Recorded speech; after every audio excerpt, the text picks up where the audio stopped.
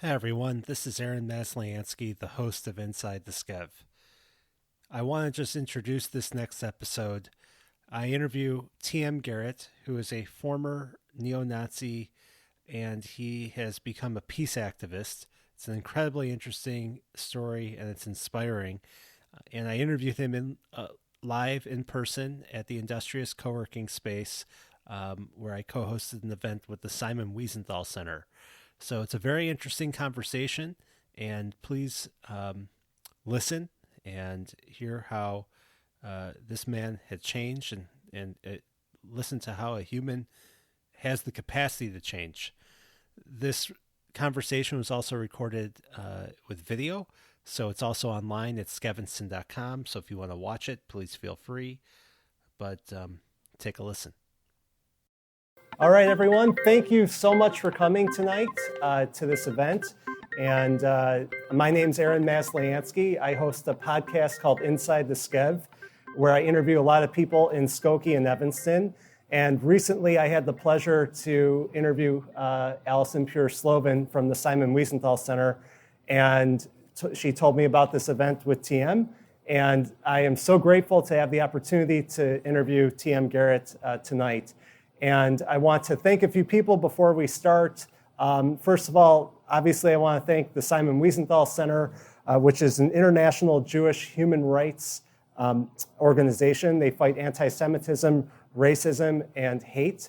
And big part of their mission is to educate. So, for instance, tonight is an event where we have an opportunity to speak with TM Garret, who is a former neo-Nazi who has become a peace activist, which is such an amazing story, and I can't wait to hear.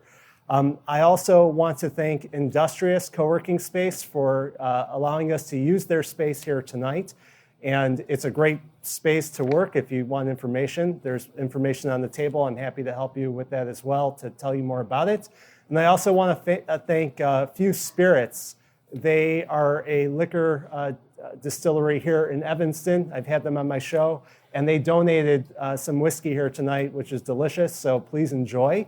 And with that, I want to start talking with TM. So, TM, you have an amazing story. And we're going to hear about it tonight, where you came from a background where you were a former neo-Nazi, you become a peace activist. But when we talk about that, and with the audience here tonight, I imagine that can be somewhat scary for people to hear. I don't know how many people here have met somebody who has a background like you. But I think it's a rare opportunity for us to be able to get to know your story and to be able to learn about how that happens and how everyone can make change. So thank you. No, thank you. Thank you for having me here. Thank you, everybody, for coming out and wanting to listen to my story. Yeah. So tell us a little bit about how you grew up. Where did your life start and as a child and whatnot? Well, born and raised in Germany. That's where the funny accent comes from. So my apologies for that. I wasn't raised in a hateful environment at all. No? It wasn't. My parents had nothing to do with anything that was racist or anti-Semitic. But it was a dysfunctional family. So my parents came both from different parts of Germany and moved into a small town of 500 in southern Germany. The only Catholics in the town are full of Protestants. First problem. Second problem, they had an alcohol problem, drinking problem. The third problem, they divorced. So my mom was the only single mother at the time. Fourth problem, a different dialect. So everything, the strangers, the new ones, full of problems that caused a lot of problems. They were the outcast. And a lot of families even told their kids not to play with us kids. Did you have a lot of siblings too? I've got 3 siblings. They're older than I, 8, 11, and 13 years older. So that was more a cluster. So they could stick together more. I was unwanted. I hadn't been a divorce or during the divorce. Oh boy. And my mom didn't know what to do with me at all. But I had no idea that she was fighting her demons, that she was drinking. She hid it very well. And I thought something is wrong with me. And so, again, I thought something is wrong with me. And I tried to fit in. I didn't have any role models because there was no father figure. My brother, he moved out. He went to college when I was 6. My oldest sister moved out. She got married when I was 6, left with my mother and only my other sister, who's 13 years older. So her music influenced me. A lot of rock music, English language music, but it was a hollow message. I didn't understand it at the time. And I felt like other kids had an identity. Like one was a Boy Scout, a couple others were into church, one family was big in the army, another was into sports. I didn't have any of that. Did you have interaction with your father? A little bit, but he died when I was 8, so I don't remember much. And I just tried to fit in. I just tried to find myself in the world. I felt unwanted. Yeah. I wanted to be valued. I wanted to have a purpose and identity. And then at the age of 9, I had a meningitis infection, left the right half of my face paralyzed. So I was that weird kid with that family full of problems in these over-the-top clothes because my mother tried to get me through school and just tried to provide over-the-top good. The emotional support was missing, though. Yeah. And that led to an environment where I was bullied. So you were bullied quite a bit. And how did you deal with being bullied? I guess like any other child. I didn't like it. Yeah. No child likes to be bullied. And I did not know how to deal with it. It makes you feel ashamed. You feel guilty for you don't know what. It's just you think something is wrong with you. That's why you're bullied. Yeah. And I went through elementary school, middle school, high school. And then I got presented with something that would bring me the attention that I craved for. Happened actually in history class. We started learning about World War II, the Nazis, Third Reich, and the Holocaust. And we found out, especially in Germany at the time, the worst thing you can do is pick the Holocaust and make jokes about it. Can you go to jail over that in Germany? You can. There's really hard hate crime laws, but that was the late 80s. It wasn't really enforced that much because the government was not aware that it's a real problem. And the school handled it with, it's kids, they're 13, and it will go away. And for the most kids, it went away. Yeah. For me, it didn't. And it was also, we made fun about Hitler too. So it was anything that had to do with the time was taboo. It was too serious. And again, the other kids went back to normal. The problem is I didn't have a normal to go back to. So I kept running with those jokes longer until I got labeled as a Nazi.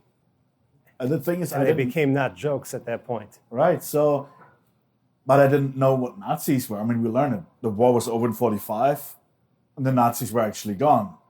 Right. And I was like, I can't be a Nazi. I'm making fun of Hitler too. So how does this work? Nobody took the time to sit down with me and talk about it. It was just a label. Okay, you're a Nazi. And I didn't understand it first. But it had a side effect that I did like. All of a sudden, I was somebody. I had an identity. Were people scared of you? Yes, definitely. First I thought it's respect, but I think it was more likely fear. Yeah. But I had all the attention that I wanted. And everybody wanted to see, okay, that's the kid with the Nazi jokes. Well, all the other kids went back to the normal. So they want to see what's going on. Until another kid at a school gave me a cassette tape with far-right extremist music. They were also singing about all this stuff about they're proud to be Germans and people call them Nazis, but they're not. I was like, hold on, that's exactly how I feel. First time somebody understands me, not even without knowing me. Wow, and it was like rock music, just like my sister's music, the only thing that ever influenced me, and I was hooked. The problem was with every cassette tape I got from the time on, the music got more hateful, more radical, and radicalized me. So all of a sudden it was skinhead music, and I was looking for groups of skinheads. I wanted to join them. Were you writing music like that too? Later, yes. Yeah. But that was at the age of 15, so I joined a group of skinheads. And first it was only about the subculture and using all these Nazi symbols and everything to provoke. It was not really an ideological background at that time. That came a little bit later, 2 years later when I joined a far-right neo-Nazi party. And then when it became an ideology. How old were you when you joined that? 17. Wow. And nobody ever came up to you and said, hey, this is, wrong, or, Oh, yes. People came out and said, this is wrong. But let's say if you're married and your wife tells you all the time, you're wrong, you're wrong, you're wrong, you're wrong, you're most likely to shut down and become defensive, right? Of course. Yes. You're not changing your mind if she's not wanting to listen what's going on. Why do you do what you do? Right. And this is exactly what happened.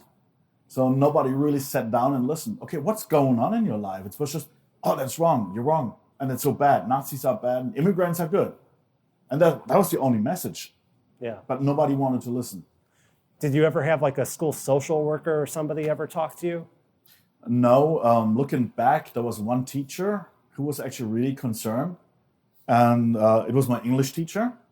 And he also was the religion teacher. And he came back, it's funny, actually from Israel every year with slides. And back then it was the most boring part of school. Because he showed his Israel slides and I didn't like it back then. But now, looking back, I realized how much he meant to me. And he tried to reach out a couple of times. I just didn't see it at the time. So I actually reached out to the teacher a couple of years ago and thanked him and told him about that. He really appreciated that. I wish I would have appreciated his Israel efforts more, but that was contrary to what I was talking about at that time. Right, at that point in your life. Yeah. But when you start talking about the hate, I mean, did you hate all different groups of people? I mean, was it just Jews, or was it just anybody who was different? Everybody who was actually not German. Yeah. Or who was... everybody who was not straight, everybody who was disabled, everybody with a different ethnicity, everybody with a different belief system. Did you ever act on that violently? Well, we had at the time when I joined the skinheads, there were some like street fights with a couple other gangs. Yeah. But later, when it became more ideological, I decided it's the wrong way because several reasons. I didn't want to go to prison. I wouldn't be good for the cause in prison, and I was convinced we can't reach our goals with violence. Right. And so you're 17 when you started in this, and then I imagine as you got older, you got more ingrained in it. You talk about how you started to write music in it. How did things develop as you got older with that? Well, I was about the age of 19. I was so deep into that ideologically that I started to write music and lyrics about that, and started making music as a neo-Nazi singer and songwriter. And I liked all the music that my sister listened to, and I wanted to play the guitar when I was a kid. Nobody would let me because my mom just didn't get it. She was so busy fighting her demons, drinking and everything. And all of a sudden, I had an audience. I had people listening. Somebody wanted to listen. I felt valued. It felt great at the time. You had the attention that you all of a sudden I was somebody, and I could be on the stage, and people were listening to my message and to my music. And so then, it just felt right at the time. As you got into that, though, I mean, were you a leader in the groups, or did you Not start? Yet. Not yet.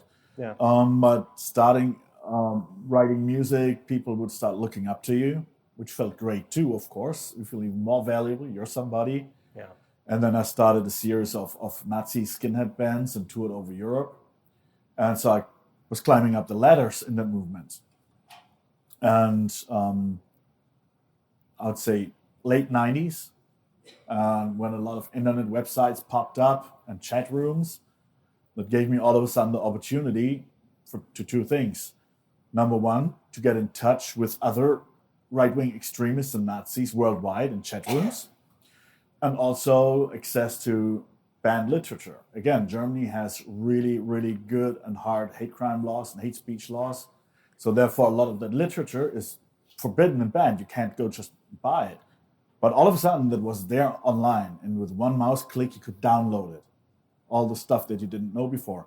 And those people I was talking to all of a sudden from other countries like the USA, Canada, Argentina, Great Britain, Australia, everywhere. It looked like, oh, they're all like-minded, and they have the same problem with immigrants and with black people and with their government. And why is that? And they told me, well, we've got an explanation. You need to download a certain book. Which book was that? The Protocols of the Elders of Zion. and which I know now, which is a propaganda piece made in Russia in 1903 by Russian anti-Zionists to discredit Jews and stir hate. But a lot of people picked it up even back then. Henry Ford spread it in the USA really widely. And those people told me, read it. It's the blueprint, and it explains who the real enemy is. It's not just the government. It's not just the immigrants. It's not the black people. They're all just they're just being used. And the real enemy is the Jew. They want to take over the world. That's the ones promoting race mixing to create that unstable race they can control better, to dumb them down. They control the media. Just look at Hollywood, all the Hollywood actors, and everything is Jewish, and they control the banks and the Rothschilds and the Rockefellers. And that was the only thing I was reading. And those people convinced me that there's this supervillain we have to fight to, And I felt like a knight who's just defending your people. Yeah. And we thought it's the right thing to do. And I felt like I found the Holy Grail. Like that you was felt the like you were solution. doing something right. Oh yeah, absolutely. It was like, again, a superhero fighting a supervillain. Which kid doesn't want to do that? Oh my God. So then you started to really get into it. You started reading the Protocols of the Elders of Zion. Mm-hmm. Where did that lead you to next? Well, to the conclusion that there's that overpowerful enemy that is behind everything. So this is what we have to fight. And all of a sudden, it made sense. Oh, that's why Hitler hated the Jews. Okay. And then I got into other literature too. I became a Holocaust denier. Mm-hmm. When I was a teenager, when I made those jokes, I didn't doubt that it happened. Otherwise, the jokes wouldn't have worked. Mm-hmm. And I recognized the Nazis were the bad guys. I remember one teacher asking me, "Why are you a Nazi? Don't you know they're bad?" I said, "Yeah, that's kind of the point. Otherwise, I couldn't be the bad kid." Later, that turned around. Like, no, the Nazis were the good guys, and the Holocaust never happened, and the Jews just invented that to press money out of the white race and to get Israel, and makes it easier to take over the world. And this is how that changed. And for a couple of years, I became actually a full-blown anti-Semite at the time. Did you start to admire Hitler at that point, even though you didn't at first? At first, yes. At the time, because I felt like, oh, he got it. This is why they did it. Yeah. But at the same time, just getting rid of the Jews but not murdering them, because we still wanted to look like the good guys. So the good guys can't kill 6 million people. My God. So this is how those people tick, finding an explanation or excuse and pulling things out of context. And we'll get to that in a minute with my next step, what I did then. Yeah. Because it happened there too. Well, your next step, as you got bigger, you started to incorporate other groups into Germany, right? Or was that Yes a and step no. after? That was about a year later. I got introduced to somebody. Actually, it was a group of people that followed me around when I was playing gigs. And I knew one of them at least was a Klansman. He was a member of the KKK in Germany. I knew in early 90s he flew actually here to Chicago and came back as a Klansman with another guy. And that was like an open secret, but nobody thought they'd do anything. They just, okay, they came back with a membership and that's it. And they followed me around and I realized that's a cluster of Klansmen. That's a Klan group. I had no idea that a Klan really existed in Germany. Later I learned they existed since 1920. So a German-American pastor brought it to Germany. And the ironic part is Hitler banned the Klan. Really? Why did he ban the Because Klan? it's a secret society. Yeah. So he banned the Freemasons, secret society, so he also banned the Klan. And died again, and GIs brought it back in the 60s, died again, and then the skinheads brought it back in the 1980s. And that was one of the groups, so 4 or 5 active Klan groups at that time in Germany. One of them followed me around, and one time at a barbecue, one of the guys asked me if I want to join the Klan.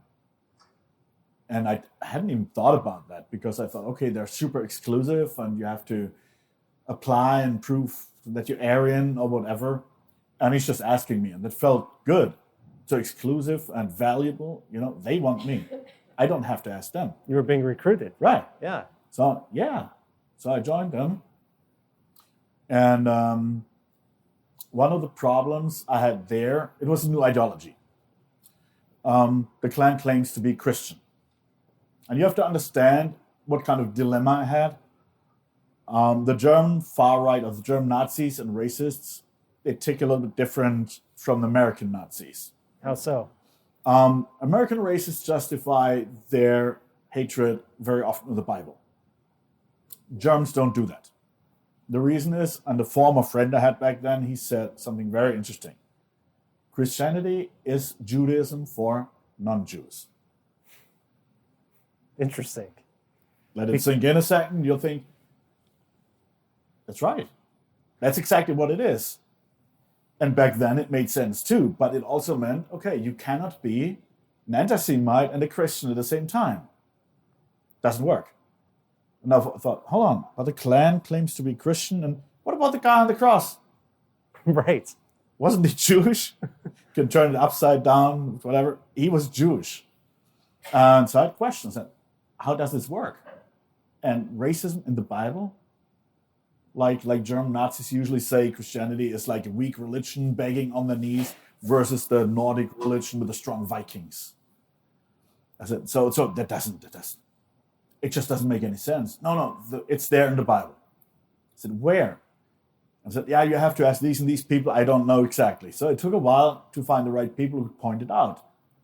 And there was a lot of things that didn't make sense. Even at that time, I didn't buy it. Where it wasn't actually in the Bible, but they were trying No, to there's a make couple excuses. of quotes that you could lead to the conclusion. Yeah. But I had so many doubts. At that time, I rose up the ladder again and became the leader of a European Klan group. What was your title? The European White Knights of the Ku Klux Klan. And I didn't want to teach my members something that I'm not 100% convinced in. That I know that it's the right deal. So I thought, okay, what about those famous translation errors? You have 20,000 Bible translations. Every Bible translation says something different. And especially when it comes to the Old Testament, Hebrew. No vowels. And there's a lot of room for interpretation, and some of the words mean 10 different things, depending on the context too. Sure. So I thought, there's probably translation errors there. Let's find them.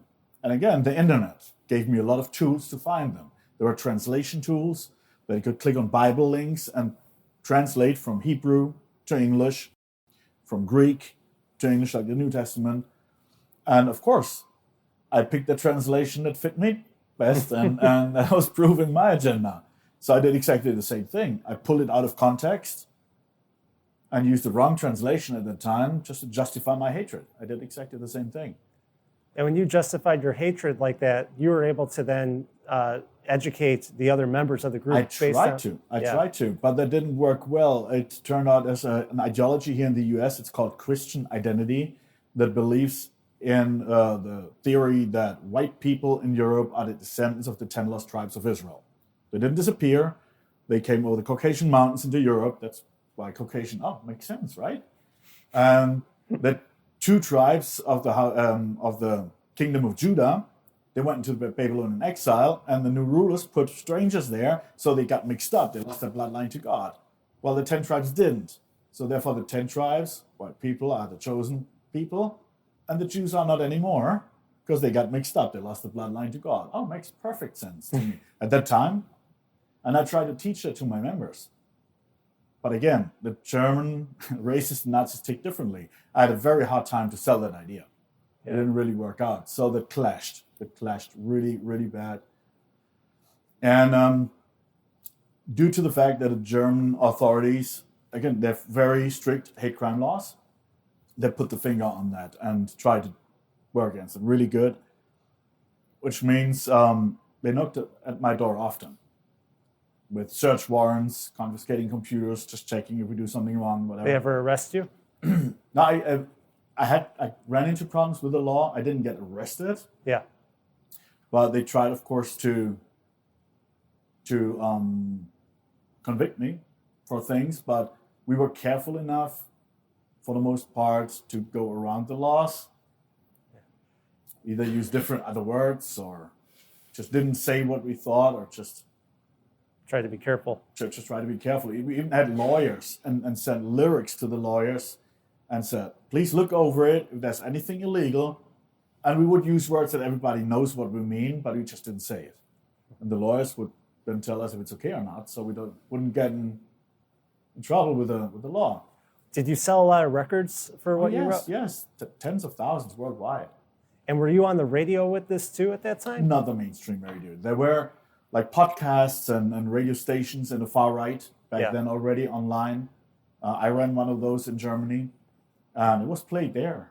And there was a black market that sold it, and there was a lot of people buying that stuff, unfortunately.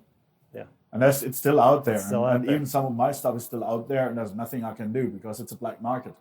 Right. Try to sue those people. But it's a black market, so there's no way to get it back. Exactly. And it makes me a target too. So it's dicey. Yeah. So being in that clan group and again trying to sell that idea that clashed. And also I had a lot of doubts. Again, otherwise I wouldn't have dug into those translations. And all people in groups like that have doubts. Somebody who's in for a year, somebody who's in for 50 years. Even if they look so radical that you would think they don't. But everybody does. The problem is you don't talk to anybody about your doubts. Because you live in your bubble.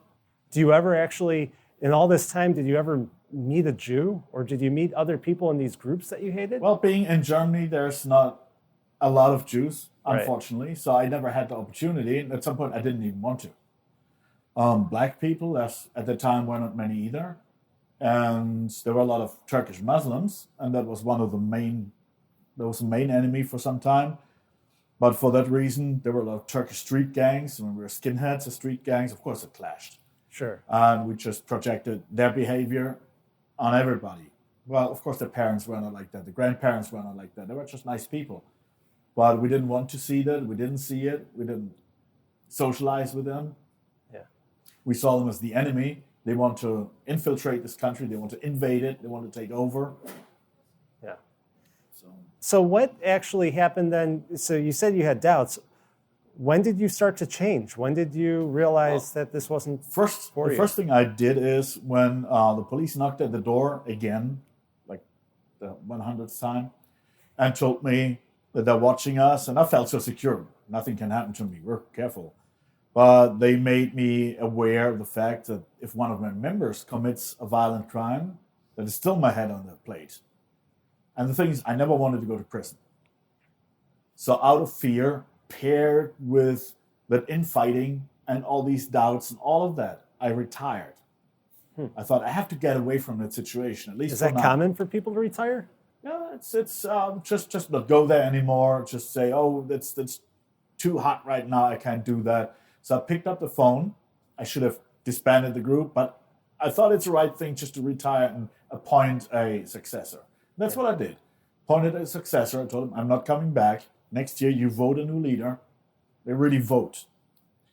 And that's it. The problem was I was so stuck in my bubble, in that really tight bubble, that I lost any relationship to the outside world. So when I retired, in my head, I was still a racist. I was still an anti-Semite. I was not that much of a Nazi anymore. I made differences there because I wanted to infiltrate society. And I knew with National Socialism, especially in Germany, it doesn't work anymore. Period. Germany does a great job atoning, reflecting on the Holocaust in the past and making up for it, make sure that this is never happening again. So I knew that won't work. But since I had nothing else, I was still hanging around with them sometimes, drinking a beer, playing darts or whatever. But after a couple of months, I was aware I have to get away from them to get out of the influence. Yeah. Out of the influence. And we decided to move 100 miles away. The thing was, I made all my money in that movement.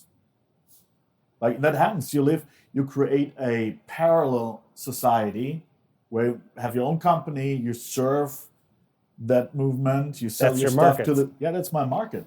Yeah. Well, losing that, all of a sudden, we're on Section 8. Yeah. A family full of trouble, coming from the background, on Section 8, 2 weeks before Christmas, trying to find an apartment. Was it just you? It was me, my back then wife, and the 3 kids. Okay. So I had 3 kids that were born at the time.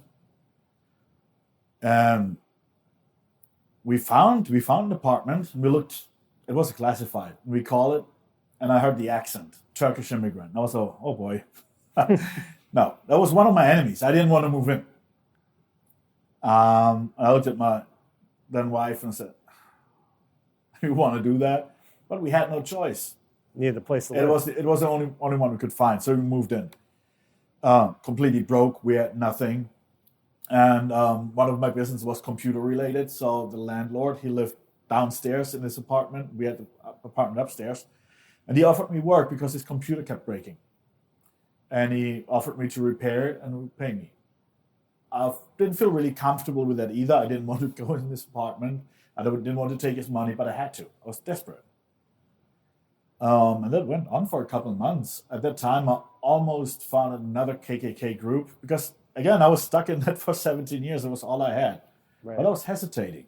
I didn't know what it was yet until one certain moment that really broke the ice, almost broke the hate. I was invited for dinner, and it was, if you talk about the kind of culture, you hear that they're very offended if you reject their offer of food or something. Sure. Yeah? And he invited me for dinner. And usually I would not have said yes. But after the 6 months, I felt more comfortable. And I was downstairs and was just me with his family and very uncomfortable first. And started serving. And the appetizer was fish soup. That was my reaction. I was like, oh, man. I was like, what am I gonna do? I heard they're super offended if I tell them I don't want that. Will he murder me in my bed? After all, that was the people that I thought that are invading the country and taking over. Right. They wanted to get rid of the Germans. Of course he will murder me in my bed, Or, I don't know, grow fangs or blow me up, kick me out of his house. It's his. And I didn't want to find out. But I had to. I had to find out how offended he would be. Because you couldn't eat that soup. Yeah, my thing was, I thought he's acting like the nice guy, but actually he's a Muslim terrorist. And I wanted to rip off his mask off his face. And I thought, okay, this is the time when I will find out. And I told him, Himmet, I do not like fish soup. And guess what happened? What happened? Nothing. His wife came, took the fish soup, brought the rest of the food and everything. It was fine. And I was sitting there so puzzled. I was like, thrown off my track, Yeah. He actually pulled off my mask. I was the bad guy at the table, not him. He was the nice guy, and he was still a nice guy. Did you feel like you had an epiphany at that point? Yes. Yeah. Because I kind of knew it all along, but that was just the moment. And it felt like all that hatred was laying in front of me in crumbs. And I had two options. Either I go and take those crumbs and put them back together to the loaf of hate that I used to nurture, or I analyze them. Yeah. Well, let's analyze them. And Germany has a great population of Turkish Muslims. So let's go out there and find out. See the exception, still good in hiding, or I don't know, pretending. The other ones are probably terrorists, I thought, You still had that thought. Yeah. Yeah, of course. And I needed to find out. And I realized over the years that he was not the exception. Did he know what your background was like? At some point, yes. Not when he took us in, but later, yes. We never talked about it. It didn't matter. Because he just showed me something that I thought I didn't deserve. That was compassion. I wasn't ready to give that compassion to him, but he was ready to give it to me. Mm-hmm. Compassion, respect, unconditional love, no matter of the background. You never had that, did you? Up until that point? No. Not as a child, because my mom was busy fighting her demons. Yeah. Not in school, I was bullied. Then I felt like compassion in the far-right movement, but that was just valuing me there. Then for society, I felt there was no compassion from society. Honestly, if you walk out of your office on Monday and walk out there and there's a guy standing down there with swastika tattooed on his neck, do you want to talk to him? It scared the hell out of me. So, no, right? Right, of course. So, and this is it. He may be gone out of the white supremacist movement for 20 years, and you just don't know, but you're scared. Right. There's a lot of judgment, of course. Well, you're scared of what you don't know. Right, exactly. So, and we knew that. Who are you going to talk to? This is what I did for 10 years after I left the hate groups. I talked to only a couple people about my past, and even I had a long-term relationship, and I only told her I used to be a far-right skinhead. That's it. No details, not that I was a leader, because fear of rejection, judgment, that people turn their backs on me and walk away. Mm-hmm. And that was a problem.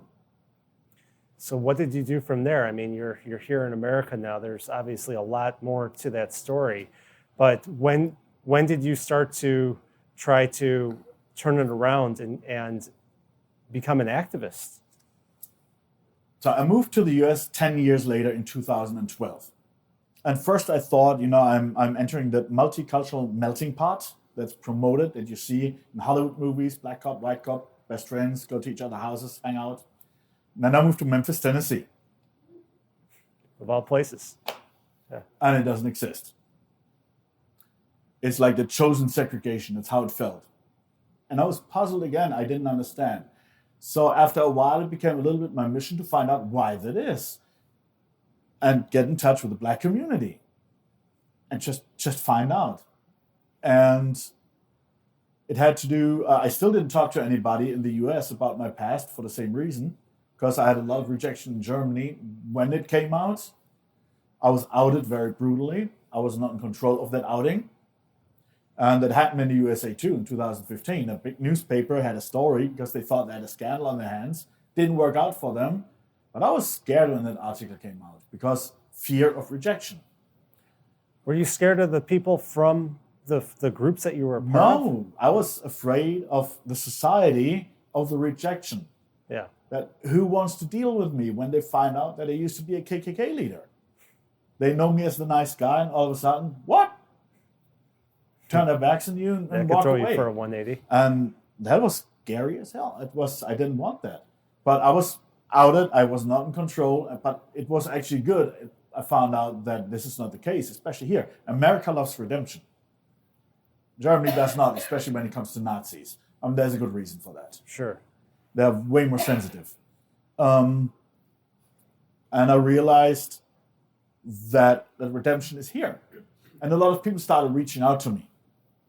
And so I started a nonprofit organization trying to bring the black and the white community together, especially in Memphis, with a lot of projects. And then a lot of other people who wanted to leave extremist environments, especially hate groups, reached out to me because I was out there in the public. So I started talking to them. So at the time, I already made my peace with the Muslim community that I once hated and with the black community that I once hated, but not with the Jewish community. The thing is, I knew a couple Jews, but we never talked about being Jewish, not being Jewish. My background was just like business or that's it.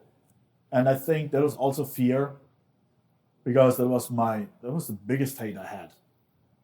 Yeah. And I thought, well, if I tell a Jew that I used to be a Holocaust denier and an anti-Semite, they will turn their back on me for sure because of the Holocaust. And I would have understood. And I was sure it will happen. And I remember 2018, I was on a trip in LA. Somebody told me to go to the Museum of Tolerance run by the Simon Wiesenthal Center. And that other person who invited me knew the senior researcher there, Rick Eaton. And we got a VIP tour. And just the two of us with Rick. And went through the different exhibits. And especially the Holocaust exhibit. Once I got out there, I was like, wow. I just realized, because I never went to a concentration camp. Back in the bad times, I didn't want to, because I thought, I don't want to see a lie. That's Right. what I believed. Later, I knew it was not a lie. The Holocaust happened. But I thought, I don't need to go there, because now I know it happened. And then I went through that exhibit. The first time seeing all that stuff there, really. And I said, I need to work with the Jewish community. I haven't reflected on my past as a former anti-Semite enough, or at all. Yeah. That's when I started working with the Jewish community. And that was also a turning point. I started working with the Simon Wiesenthal Center. We started educating, especially college campuses, and go out and speak about it. Have you ever That was felt also a healing rejection? process for me. Have you ever felt the rejection that you were fearful of? of all the people and all the minorities that I used to hate and that I met, of all these communities, maybe once, twice, of thousands of people I have talked to. And the most forgiving and people that have been the best to me and the most forgiving were the Jews. Why do you think that is? I don't know. I guess it's just the nature. I don't know. But that's interesting. It's very interesting. Yeah. And, part of the Simon Wiesenthal Center's mission is to educate. And by going around and like what we're doing right now and talking about your experience. But how do you've started other groups and you're trying to educate other people who are currently in hate groups. What do you do? What do you do to help them and also the people who've come out? So there are different methods and tactics what we can do. Yeah. Of course, you could contact people who are in hate groups, sit down with them and talk and show them compassion and respect, and they will open up. But that can be dangerous, so I don't recommend to everybody to do that. Right. Fortunately, there's many formers like me out there today working in this environment, working either with the Simon Wiesenthal Center or independently or with other groups, and that's known in the movement. So that helping hand that I didn't have when I had trouble getting out, that is there today, and that is known in the white supremacist and neo-Nazi movement. So people know they can go online and type in how to get out, and they will find one of those organizations or me or the Simon Wiesenthal Center, and they can reach out. That makes it much easier. Because at some point people have those doubts. And finally they think, oh, now I can talk to somebody outside of the bubble, and they will understand because they used to be in the bubble. There's even other social media sites that are basically made for this, right? Right, correct. Yeah. Correct. And another one is also a lot of being proactive, going to college campuses. And very often I'm asked, aren't you preaching to the choir? You talk to the black community, to the Jewish community. I say, actually, yes and no. But let's say if there's an incident, let's say at a synagogue or Chabad house or whatever it is, like a swastika. And this is often when they call me and want me to speak to them. So there's different things we can do. And I know, and I dealt with the black community when churches were burning. The church was burning just 2 years ago in Louisiana. People don't hear about that. So I talked to them. And people feel helpless. Jewish community after Pittsburgh, after Poway. And people feel helpless because you don't know what to do. And my message is then, don't feel helpless. Actually, the community, every community, or we all together as a community, have a great power because we can talk to these kids. If somebody puts a swastika outside of the synagogue, you don't know if that was an active KKK group or a 16-year-old or somebody who just saw a meme on Twitter or Instagram just yesterday, or you heard it from Uncle Bubba or whatever. You don't know. Yeah. And it happens at schools too. What do you do? You want to expel those kids from society, right? Or the person who did it. The thing is, even though it's right and needed that there's legal punishment, that's absolutely needed. Whoever did it needs to know this is a no-go. You can't do it. It needs to be punished. If you follow up too much with a social punishment afterwards and put them in the box, again, you may have seen the swastika the first time in history class or has never heard of the Holocaust. All of a sudden, they did something triggered, they put it on there. It doesn't make it better. That's not an excuse, just an explanation. But what happened to me was I was put in the box, Nazi. I didn't feel like one. Yeah. So the reasons why I told Holocaust jokes was not because I felt like an anti-Semite. So it was unintentional anti-Semitism. It was still anti-Semitism, but unintentional at the time. My intention, why I told them, was a different one. Right. And for the person we don't know, the person who puts a swastika there, what the intention was. If we write Nazi on that box and put them in there, there's two options what we can do. You and me can pull them out of the box and save that soul, or leave them in there, and the guys with the swastikas are pulling them out. What I would want to do. Want to get them, educate them to get them out of doing that. But the problem is, who wants to talk to somebody who looks like a Nazi? And that's the situation. You go out there and you see somebody with a swastika. It scares you for a good reason. And this is really, that's the hard part where we have to overcome that fear and also judgment. See, hey, we have to look behind that facade and realize there's a human being, and that human being had a valid reason why they put that swastika there. Not valid to you, not valid to me. But whatever their intention was, it felt real to them and valid. Real like a child thinks the monster under the bed is real. It's exactly the same thing. As a parent, you know it isn't. So where are some of the places that your organizations that you're working to spread your message, and where can people find you online to be able to follow what you're doing? Online, either through the Simon Wiesenthal Center, wiesenthal.com. There's hate incidents that they have apps for that you can download. And you can find me on my website, tmgarret.com. You can find me on social media, the handle TM Garret, on Facebook, Twitter, Instagram. Can reach out.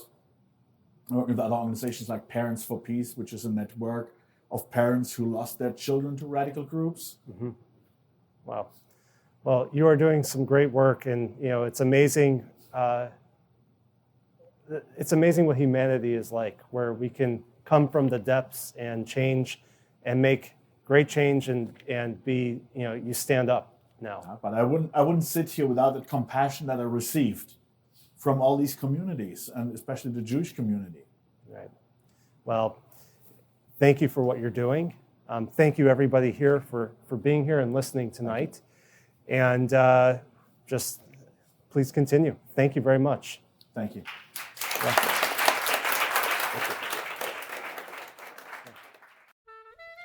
Hi, everyone. Thank you so much for listening to this latest episode of Inside the C.H.A.N.G.E. I hope you found great meaning to it and learned a lot. And if you want to find out more about Skokie and Evanston, go to skevinson.com. I have all the latest episodes there, information about the community. And if you'd like to find a home in this community, I can help you that way too. I'm a real estate agent here at Dreamtown Realty, and there's a lot of great information on that website. So thanks again. Please subscribe and take care.